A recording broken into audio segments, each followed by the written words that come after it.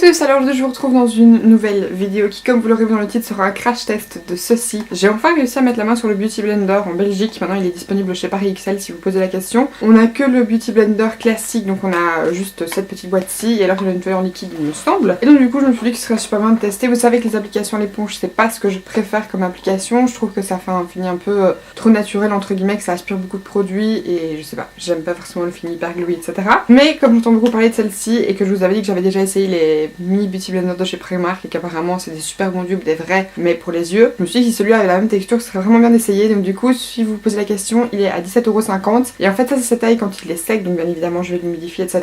Je vais essayer plusieurs trucs, je vais appliquer mon fond de teint anti-cerne. Vous allez voir que je vais faire un espèce d'un petit peu bronzing de mon visage mais aussi avec un fond de teint un peu plus foncé pour voir un petit peu ce que ça peut donner, avoir un aspect un peu plus naturel. Donc voilà, on va tester tout ça ensemble aujourd'hui, j'espère sincèrement que ça va vous plaire et là c'est parti.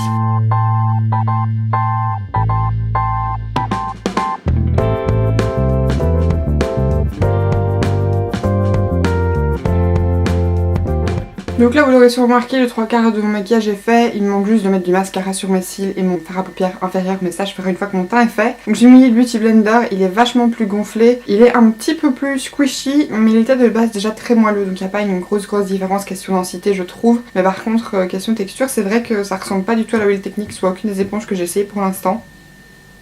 Et ça me semble pas trop mal. Donc là je vais commencer par appliquer un fond de teint. Et là je vais appliquer le 1 feuille 24 heures en mat en fait, parce que j'avais vraiment envie de voir si l'application avec le Beauty Blender permettait quand même d'avoir un fini avec un fond de teint mat. Sauf que je vais le mélanger avec ma petite goutte éclaircissante en fait de chez The Body Shop parce que la teinte est beaucoup trop foncée, surtout maintenant que je deviens blanche comme un pet. Je vais en faire une bonne dose parce qu'il me semble que le Beauty Blender absorbe quand même pas mal, donc je vais mettre 7 fonds de teint, c'est énorme. Donc là je vais tout simplement prendre avec l'éponge et bien l'appliquer sur mon visage directement. Donc je vais pas mettre de primer ni rien parce que j'ai envie de voir comment ça s'applique en fait et le résultat que ça donne comme ça. Donc ici je tapote avec le petit côté en point.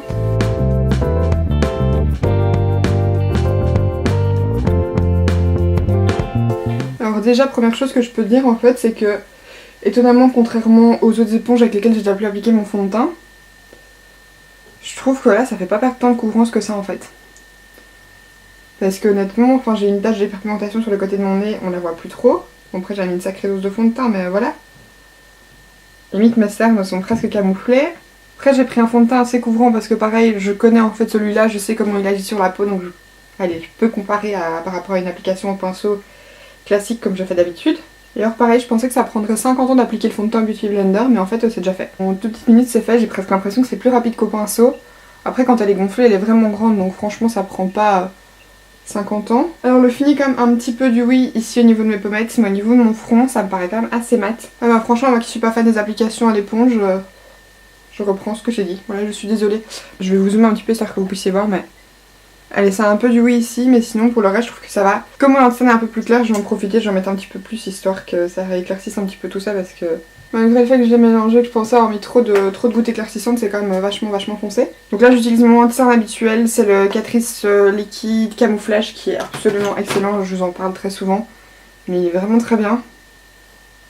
Il est par contre déjà un poil plus clair que ma peau, alors là vous vous doutez bien que par rapport au fond de teint qui est un poil trop foncé, la différence est assez importante et pourtant ça se fond super bien. Pareil même pour appliquer l'anti-cerne, je trouve pas que l'éponge soit 1000 fois trop grande, pourtant elle est assez grosse mais... On sait vraiment bien l'écraser et du coup on sait vraiment bien aller dans les petits coins etc. Au niveau du coin interne. Je trouve que c'est quand même un peu compliqué ici. Mais après c'est pas impossible quoi. Là je viens de le faire et ça va très bien. Mais voilà, ça y est c'est fait. Mon teint est fait, je suis fantastiquement parfaitement merveilleuse. Franchement c'est trop beau, c'est un truc de fou. Le fini est vraiment super joli sur la peau.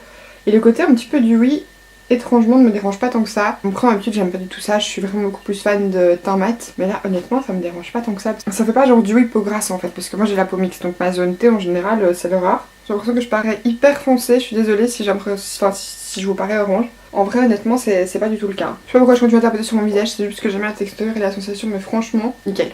Y'a rien à dire, c'est super beau. J'ai essayé de faire l'espèce de bronzing que je vous avais dit. Là c'est un fond de teint de chez Sephora, c'est le fond de teint Perfection 10 heures et la teinte que j'ai c'est la teinte Tan numéro 35. Donc c'est une teinte extrêmement foncée. C'est foncé de fou. Et du coup je vais essayer de venir faire comme un petit peu du bronzing avec ça.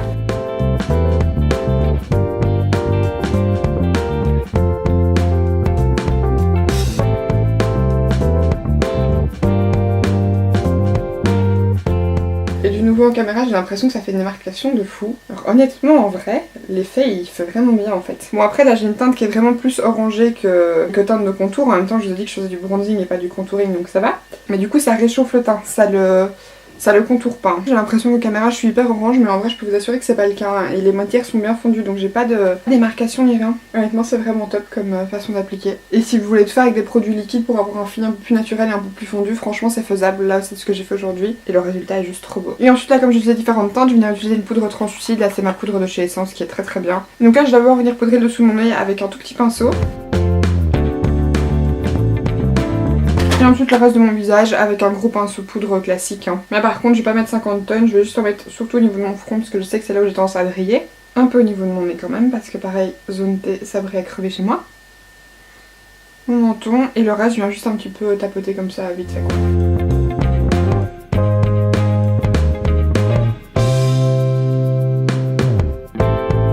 Alors là honnêtement je sais pas ce que ça donne pour vous mais pour moi c'est vraiment un super beau fini. Je vais terminer de faire mes yeux et on se retrouve juste après. J'ai fini mes yeux etc. Là je vais juste appliquer un petit peu de blush histoire qu'on puisse voir un petit peu si ça soumet etc. C'est un petit blush de chez Clinique dans leur gamme Fresh Bloom et c'est la teinte 13 Plum Poppy Blend. Une espèce de vieux rose comme ça. Donc maintenant ici ce que je vais faire c'est que je vais venir appliquer mon spray fixateur donc le Fix Plus de chez MAC histoire que ça fonde un petit peu tout.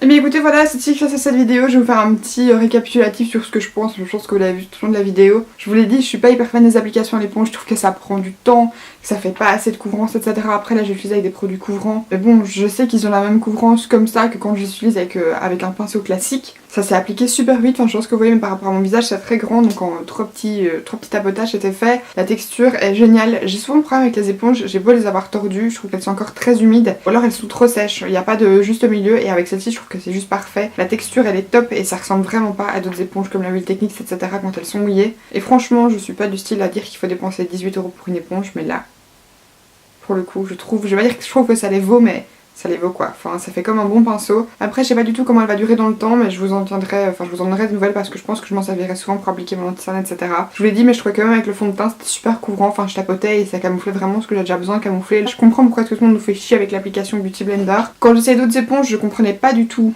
le bazar que c'était mais là honnêtement je comprends. Ça applique vraiment bien, le fini il est assez naturel sur la peau, ça se fond bien, ça fait pas non plus espèce de couche etc. C'est pas lourd au toucher, c'est très doux, c'est bien mat maintenant que j'ai un peu poudré et franchement c'est top. Je suis très contente de ce petit truc, je suis super contente de l'avoir acheté. J'espère sincèrement que cette petite vidéo vous aura plu, qu'elle vous aura aidé parce qu'honnêtement j'aurais bien aimé voir des vidéos crash test de Beauty Blender. Après ça existe sûrement peut-être mais j'en ai juste pas encore vu dans mon feed etc. ou dans les youtubeuses que je suis. Mais honnêtement je vous ai déjà dit dans plein de vidéos que les applications à l'éponge c'était pas mes préférées. Sauf avec les mini Beauty Blender que je vous ai dit de chez Primark pour l'anti-cerne, je le trouvais top. Je vous en reparlerai si jamais j'utilise un tutoriel juste pour mettre anti-cerne et je vous dirai ce que j'en pense juste pour ce petit truc là, voir quand j'appliquais pas pour tout mon visage. Je trouve qu'il vaut clairement mieux que d'autres éponges. J'en ai vraiment acheté pas mal, j'en ai testé pas mal et je crois que c'est la seule qui me plaît vraiment. Et franchement je partais avec plein d'a priori, c'est pas parce que tout le monde dit qu'elle est trop bien que je trouve qu'elle est trop bien. De base je l'ai acheté en me disant je ferai un crash test, je verrai bien et en même temps je verrai si ça vaut vraiment la peine de dépenser plus de 17 € pour une éponge parce que pour moi ça les valait pas. Et là pour le coup je trouve clairement que le fini il est beau, l'application elle est rapide et ça se fait vraiment bien. Et bien voilà du nouveau cette vidéo crash test vous a plu, n'hésitez pas à la liker, vous pouvez aussi vous abonner à la chaîne. N'hésitez pas à me laisser votre avis dans les commentaires et à me suivre sur les réseaux sociaux, Facebook, Twitter, Instagram, Snapchat, je vous laisse toujours tout dans la barre d'infos. Quant à moi je vous fais d'énormes bisous et je vous dis à la prochaine. Bye.